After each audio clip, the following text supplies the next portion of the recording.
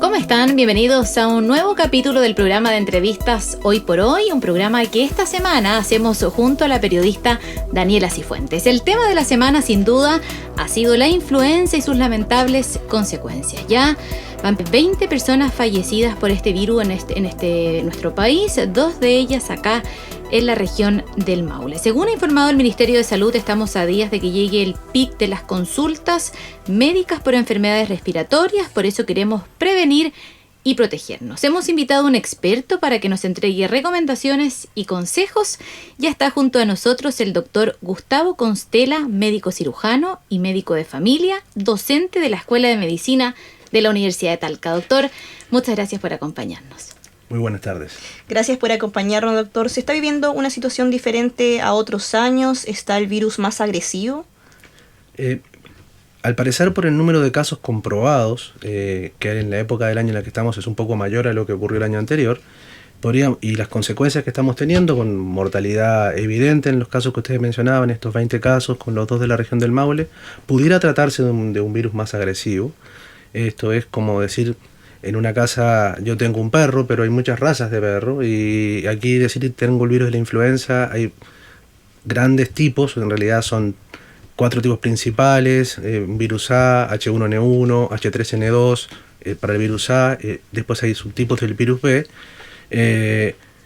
Esos virus a su vez tienen subtipos que tienen que ver con las ciudades donde se desarrollaron los pics en el hemisferio norte, ¿bien?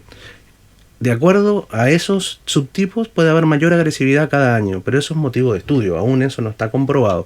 Uno pudiera, viendo cómo está el panorama, prever que puede ser una temporada difícil. Doctor, ¿y la vacuna nos protege contra todos estos tipos de influenza? No hay una sola vacuna para la influenza. Sí hay una sola vacuna que utiliza el Ministerio de Salud, a través de la Secretaría de Salud Pública, que distribuye en los centros de la red para poner a disposición de la población que debe vacunarse, que seguramente después vamos a conversar sobre eso. Esa vacuna nos protege contra el virus H1N1, que es el que está ahora con más fuerza produciendo casos de influenza, el H3N2, y un tipo B específico. Todos tienen apellido de acuerdo a la ciudad donde se desarrolla la cepa, ¿bien? Hay vacunas que son tetravalentes, o sea que cubren contra más subtipos de virus. Esas están disponibles en Chile, pero son privadas, o sea, en los centros privados, en las clínicas, y esas pueden optar, por ejemplo, la población que no está en la cobertura recomendada como población de riesgo por el Ministerio de Salud Pública. Sí. Doctor, bueno, de las 20 personas fallecidas, solo uno estaba vacunada. De ahí la importancia, me imagino, de vacunarse.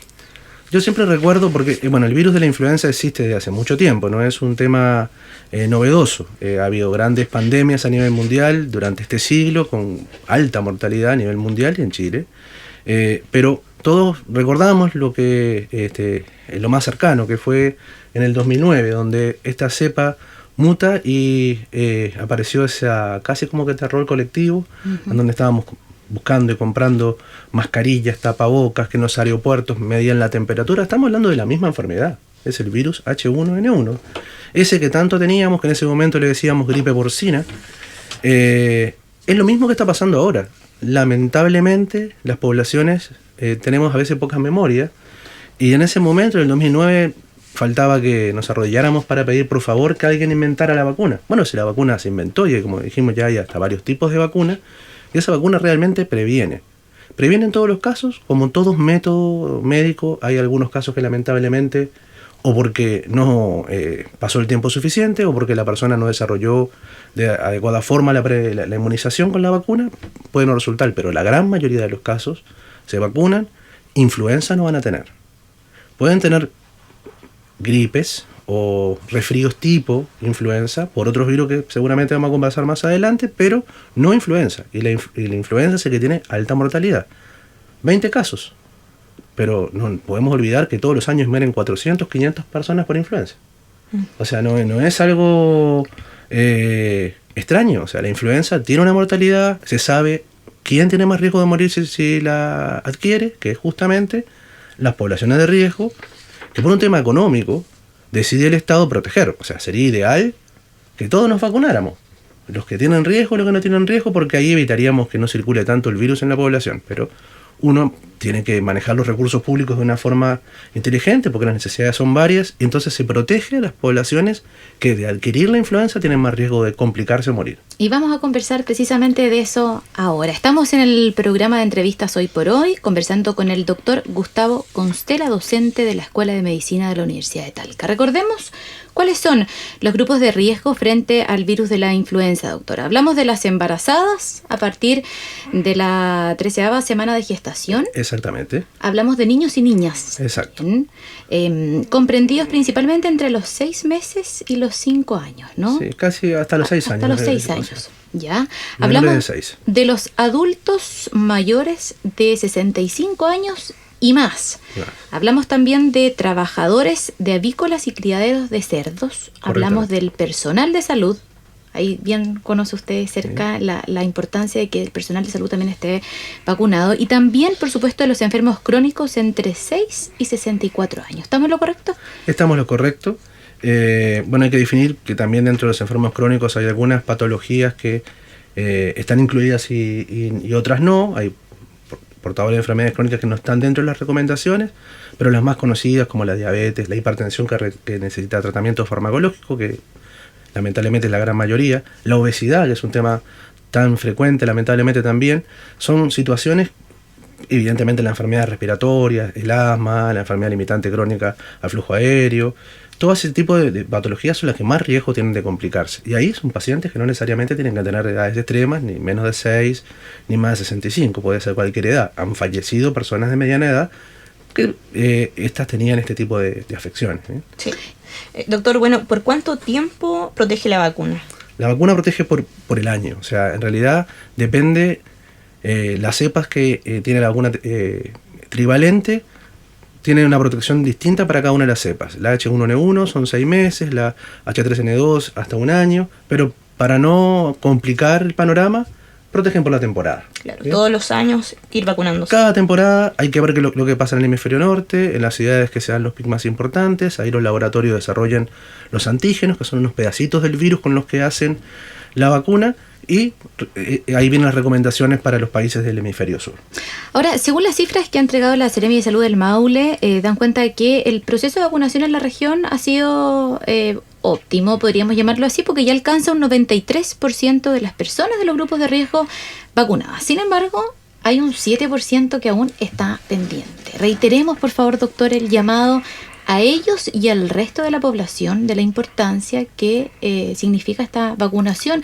Hay 4.500 además que vienen llegando nuevas dosis acá al Maule. Vacunas va a haber. El Ministerio está haciendo un esfuerzo para redistribuirlas y que para la población vulnerable existan las vacunas disponibles. Hay que tener en cuenta que, como todos los promedios, son promedios, y como esos promedios se construyen en distintas poblaciones, hay algunos grupos especiales que requieren mayor atención. Por ejemplo, los adultos mayores. Ellos están un poquito más bajo de ese 93%, inclusive en nuestra región, y son los que más le insistimos que tienen que vacunarse, a todos, pero ¿por qué los adultos mayores? Porque uno es médico y los atiende a ellos, y conoce que hay ciertos mitos, ciertas costumbres culturales en donde los alejan de la vacunación. Ellos dicen, no, si yo me vacuno, me va a venir una influenza más fuerte, es que la vez pasada me vacuné y igual me resfrié. Son cosas que hay que aclarar. O sea, podemos tener cuadros parecidos a la influenza, pero mucho más leves, muchos más en el invierno, aunque nos vacunemos porque son por otros virus. Vamos derribando mitos entonces, doctor. A ver, uno de ellos dice relación con eso, con que de repente las personas dicen, no me quiero vacunar porque me voy a resfriar.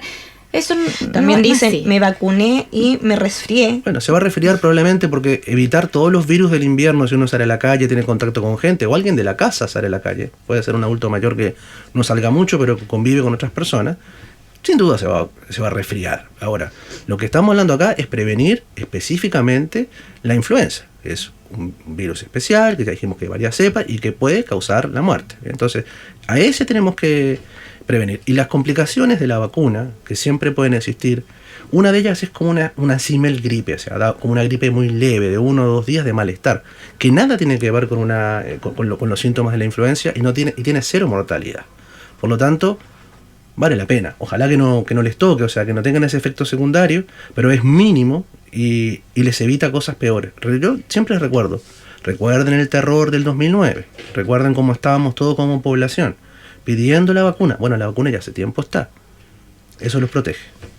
Doctor, y vamos a conversar de la influenza y de sus síntomas. ¿Cómo podemos detectar si hay una persona que, bueno, ya todavía hay tiempo, digamos, reiteremos el llamado a que todavía hay tiempo para vacunarse, pero si alguien se contagia con este virus, ¿cuáles son los síntomas que nos van a dar esta luz de que se trata de este virus precisamente? Muy buena pregunta. ¿Cómo diferenciamos, por ejemplo, estos distintos resfríos o gripes que podríamos mencionar que van a pasar en el invierno?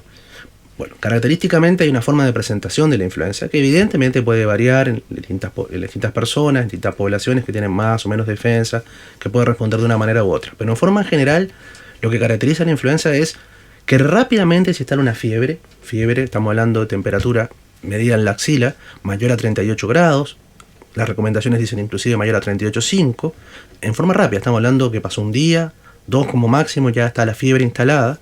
Y hay una repercusión general, o sea, una sensación de cansancio, de dolores musculares, articulares, muy intensa. Generalmente cuando tenemos un resfrío eso puede pasar, pero acá es como dice la gente, como si nos pasó un tren por encima.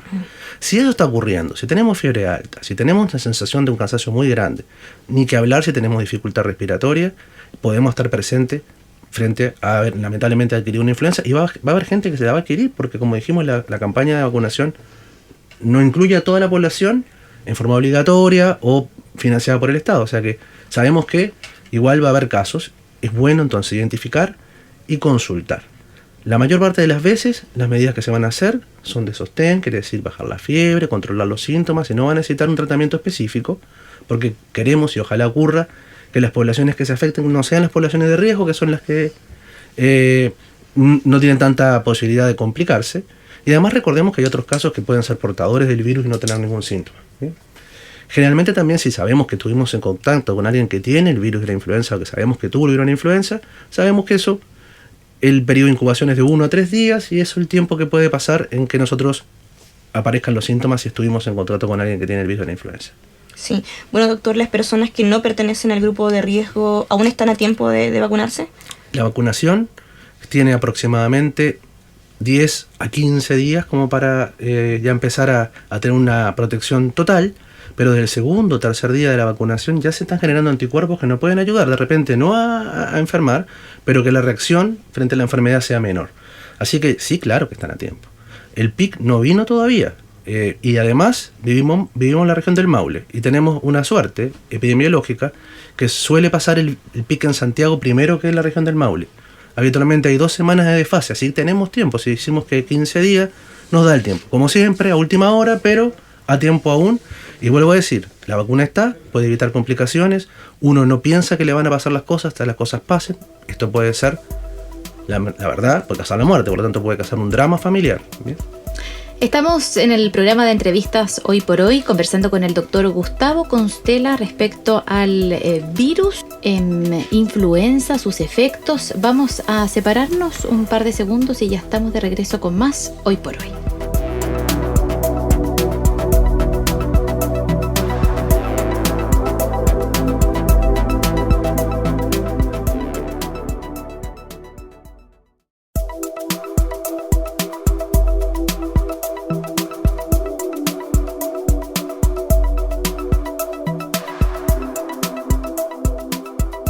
Estamos de regreso en el programa de entrevistas Hoy por Hoy, conversando con el doctor Gustavo Constela, académico además de la Universidad de Talca, hablando sobre la influenza, sus efectos, consecuencias. Doctor, bueno, cuando ya se detecta la influenza, ¿cuál es el tratamiento correcto, adecuado a seguir? Bueno, la evidencia dice que para la mayor parte de los casos, el tratamiento es controlar los síntomas.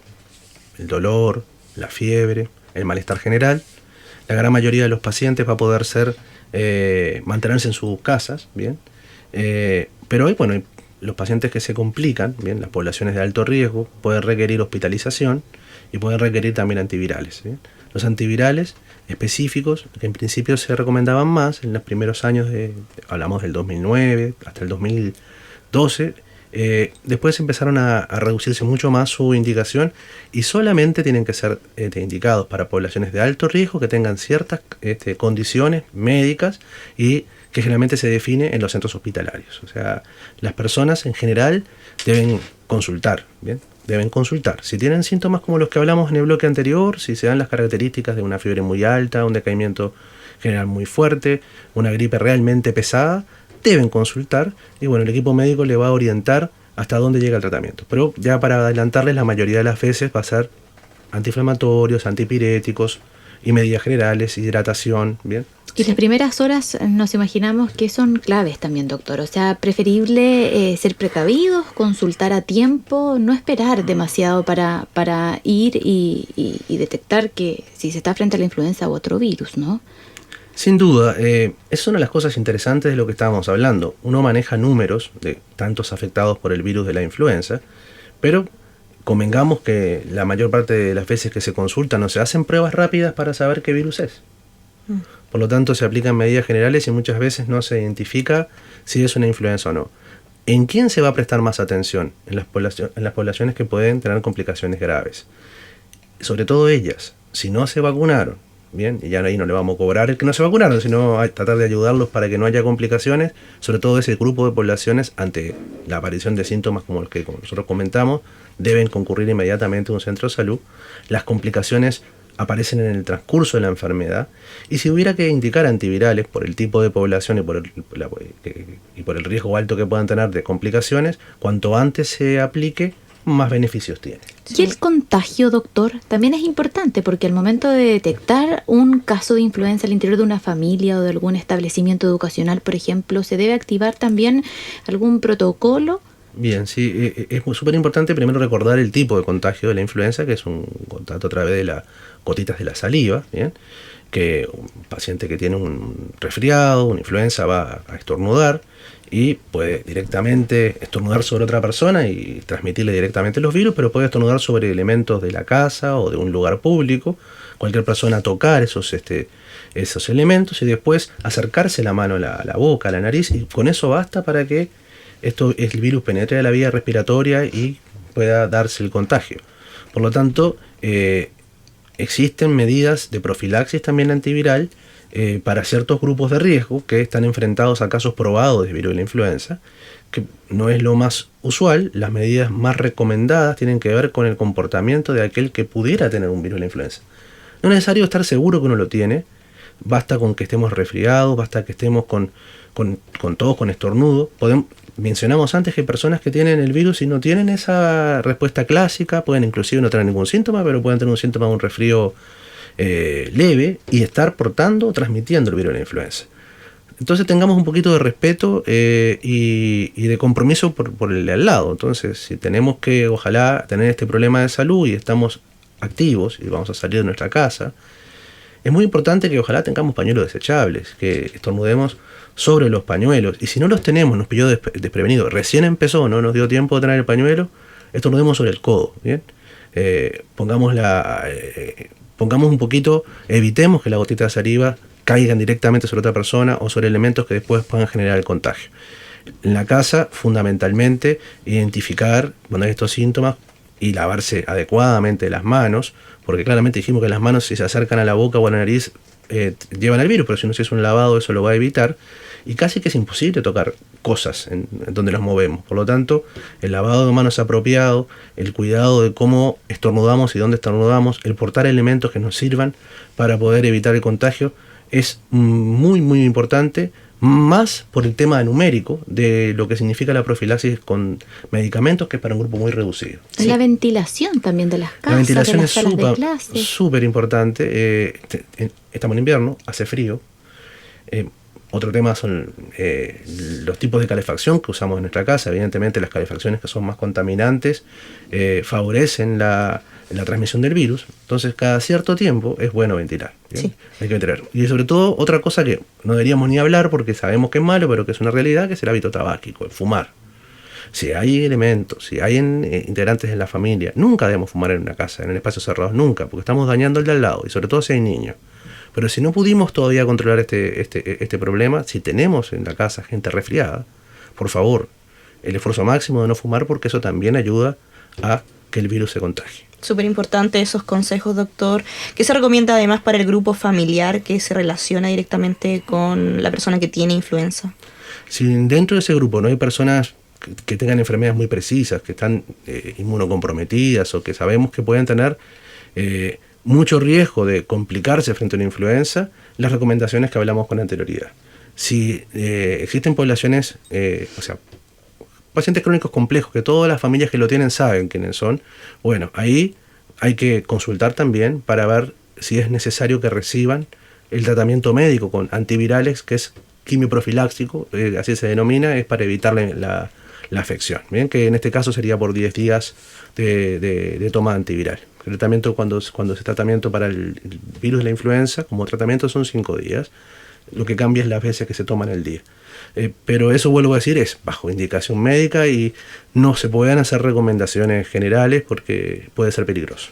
Doctor, hablaba usted de la calefacción. Es un tema muy importante porque los cambios de temperaturas también pueden jugarnos una mala pasada en esta fecha, ¿verdad? Eso por una parte, y también nos gustaría conversar con usted y que nos recomendara las mejores calefacciones o las menos dañinas en esta época del año. Bueno, es un poco complicado muchas veces hacer estas recomendaciones porque es como cuando uno hace recomendaciones nutricionales o del tipo de actividad física o de la temperatura a la que tenemos que estar expuestos. No todos podemos acceder a las recomendaciones. Entonces, claramente las calefacciones más limpias son las eléctricas, ¿bien? Las menos limpias son las derivadas del carbón, la leña, ¿bien? La parafina, depende si es una estufa de combustión lenta o no, puede ser más o menos limpia. Pero sabemos que en la realidad las casas, por eso tenemos el problema de contaminación, las alertas ambientales, muchas casas o es parafina o es calefacción con estufa de combustión lenta, con madera. El pellet es mejor que la madera, pero como esos son cambios que primero no se pueden hacer un día para el otro, que dependen del bolsillo de la familia, que un tema que teníamos que ver como Estado, de cómo seguir apoyando para que la gente pueda tener acceso a calefacción más limpia y un apoyo permanente para que se pueda hacer. Fácil pedir, pero si no se puede en la casa, eso seguramente no se va a poder hacer. Lo que hablamos antes, la ventilación, ¿bien? Si no tenemos más, si tenemos la opción de tener calefactores eléctricos, ni hablar. O sea, con eso, o calefacción central, eso, un lujo. Pero sabemos que va a ser por un porcentaje menor de nuestra población. La gran mayoría va a estar en espacios más reducidos, donde va a haber mucha gente, porque esa es nuestra realidad. Ventilemos, ¿bien? No fumemos adentro de la casa. Aprendamos a estornudar, lavémonos las manos. Eso lo podemos hacer todos. Ahí no depende de cuánto ingreso tengamos y qué calefacción tengamos. Y controlemos también la temperatura al interior de las casas, de los lugares de trabajo, de las salas de clase. Es muy importante porque de repente por las bajas temperaturas que nos acompañan por estos días, se aumenta la temperatura con el aire acondicionado o con la estufa, digamos, y finalmente el cambio de temperatura es lo que hace más mal después. Exacto. Nosotros, claro, pensamos en nuestros inviernos y lo vemos como algo catastrófico casi, y son inviernos suaves. Vivimos en un país, en esta zona de inviernos suaves, comparado con otros países que tienen temperaturas bajo cero permanentemente en el invierno y claramente tienen sistema de calefacción que cuando salen de los lugares calefaccionados el impacto es mucho mayor. Acá lo que relevante es el cambio de temperatura. Los que vivimos en la casa, los que tenemos adultos mayores en la casa, sabemos que los adultos mayores o los niños pequeños requieren temperaturas mayores adentro de la casa, un poquito más calor, son más friolentos. ¿Y cómo le vamos a quitar eso al abuelito o al bebé? Entonces vamos a tener que adecuar la temperatura a nuestra realidad como familia. ¿Qué es lo que hay que hacer? Al salir hay que abrigarse. Y hay que abrigarse para que el golpe no sea fuerte. Y hay que tapar los lugares que habitualmente son por donde entra el frío, por decir así, que es la boca, es la nariz y, por ejemplo, a mí que tengo poco pelo, cubrirse la cabeza, usar sombrero. O sea, hay cosas que son relevantes. Hay veces que hay que perder un poquito ese tipo de salir prolijo. Después, además, tenemos temperaturas que van variando de la mañana a la tarde. Ir vistiéndose por capas e ir adecuando la vestimenta que tenemos a la temperatura del momento. El cambio de temperatura es lo que nos hace mal. Si tenemos necesidades especiales en las casas, si tenemos que tener una calefacción un poco más fuerte, bueno, no es lo ideal, pero es lo que se necesita. Cuidemos el cambio de temperatura. Sí.